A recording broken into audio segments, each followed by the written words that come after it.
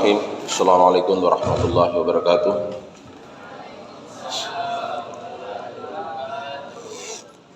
Alhamdulillahi rabbil alamin. Assalatu wassalamu ala asyrafil anbiya'i wal mursalin, ala sayyidina Muhammadin wa ala alihi wa sahbihi ajmain, amma ba'd. Syukur alhamdulillah, senantiasa kita memuji Allah Subhanahu wa taala atas segala nikmat hidayah dan taufik yang Allah berikan kepada kita sekalian, sehingga pada kesempatan ini Allah Subhanahu wa taala masih mengizinkan kita untuk menggerakkan kaki kita,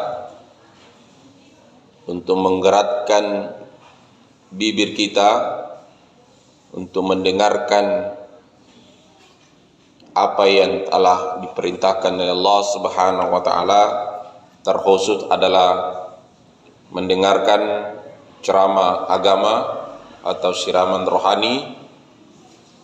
Itu adalah satu nikmat.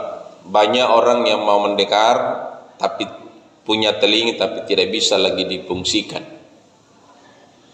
Fungsi pendengaran kita dalam mendengar, tentunya yang didengar dalam menyaring apa yang bermanfaat bagi diri kita.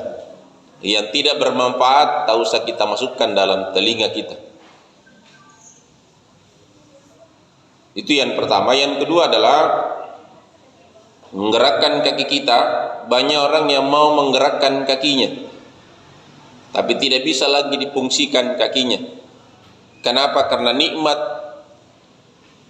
kakinya sudah ditarik oleh Allah Subhanahu wa taala, dilumpuhkan, bahkan ada yang dipotong kakinya karena penyakit. Anak sekalian yang sama dimuliakan oleh Allah, maut kita tidak tahu kapan datang. Kemarin yang mantan kepala dinas pendidikan dan sekaligus juga adalah mantan capil, dia mengendarai mobil dan maut menjemputnya. Siapa yang pernah mengira anaknya atau istrinya atau siapapun saudaranya, keluarganya tidak tahu bahwa dia akan mati dalam keadaan mengemudi mobil. Sama juga om saya, 5 menit setelah ketemunya dengan keluarga, datang berita bahwa dia sudah meninggal. Cuma jatuh di motor dan tindih sama motornya, meninggal. Ini adalah ayat-ayat Allah Subhanahu wa taala yang tercipta, yang peringatan bagi kita yang hidup bahwa maut itu datang bukan karena sakit, bukan karena kita masih sehat. Tidak ada jaminan kita sehat sebentar kita kembali kepada Allah. Olehnya itu kita selalu mempersiapkan diri. Bagaimana cara mempersiapkan diri adalah dengan banyak beristighfar. Istighfar adalah penghapus kesalahan kehilapan kita, karena kita tidak terluput yang namanya kesalahan kehilapan. Maka kita hapus dosa kita dengan istighfar. Siapa yang membaca astaghfirullahaladzim wa atubu ilaih 1 kali, ini 1 kali, diampuni dosanya oleh Allah Subhanahu wa taala. Yang mana yang diampuni? Tentunya dosa-dosa yang panca indera kita. Juga dalam satu hadis, ketika kita melaksanakan sholat, maka semua dosa-dosa yang pernah kita lakukan akan didatangkan kepada kita. Mulai kita dosa ketika kita balik sampai sekarang, Allah mendatangkan dosa itu dan kita pikul, dinaikkan di pundak kita.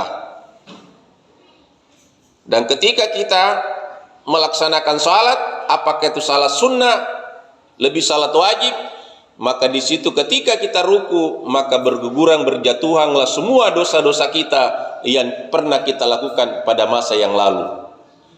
Maka beruntunglah orang yang senantiasa melakukan salat, karena dengan melakukan salat dosanya dihapus oleh Allah Subhanahu wa taala. Coba kalau kita selalu melakukan dosa lantas tidak ada penghapusan dari Allah. Yang kedua cara menghapusnya tadi adalah banyak berimpak dan bersedekah. Berimpak dan bersedekah bukan saja kita harus dengan uang, dengan tenaga, dengan ilmu. Itu adalah salah satu sedekah. Mengajak teman yang zikir, mengajak teman kalau ada yang tidak mau salat kita ajak salat, itu adalah sedekah bagi teman-teman kita. Jadi bukan nanti bilang bersedekah itu nanti kasih uang, enggak. Menghindarkan saja, membuang saja sampah, itu adalah sedekah. Dan itu amalia bagi kita. Ini yang harus tenang. Yang ketiga adalah perbanyak salawat kepada Rasulullah. Siapa yang senantiasa bersalawat kepada Rasulullah, hajatnya akan dikabulkan oleh Allah. Jadi anak-anakku sekalian yang sementara menuntut ilmu, minta kepada Allah dengan berkah salawat, apa yang Anda hajatkan. Mudah mendapatkan pelajaran, diberikan kesuksesan di dalam menuntut ilmu. Jadi diminta itu kesuksesan. Mudah mendapatkan ilmu. Maka disitulah fungsinya kita berzikir, berselawat, beristighfar. Beristighfar adalah menghapus dosa kita. Salawat adalah dikabulkannya doa dan hajat-hajat kita dikabulkan oleh Allah Subhanahu wa taala. Dan zikir adalah ala bi zikrillah tatmainnal qulub. Dengan zikir kepada Allah Subhanahu wa taala hati kita akan dibersihkan, diberikan ketenangan. Bizikrillah tatmainnal qulub. Dibersihkan hatinya, diberikan ketenangan oleh Allah. Dan salat adalah innas salata tanha 'anil fahsya'i wal munkar. Sesungguhnya salat itu dapat mencegah daripada perbuatan keji dan kemungkaran. Jadi perbaiki salat kita, itulah yang dapat menangkis dari segala perbuatan dan keji dan kemungkaran. Dan yang terakhir adalah jangan pernah berdosa kepada orang tuanya dan jangan pernah berdosa kepada gurunya. Kalau Anda berdosa kepada kedua orang tuanya, tidak ada ridha kepada kita. Karena ridha Allah wa fil ridha walidain. Ridhonya Allah tergantung kepada ridhonya kedua orang tua kita. Gitu juga kalau kita dosa kepada guru kita, jangan pernah berharap ilmu yang diberikan akan bermanfaat pada kita. Kenapa? Tidak bisa masuk itu ilmu, biar siapapun yang memberikan ilmu.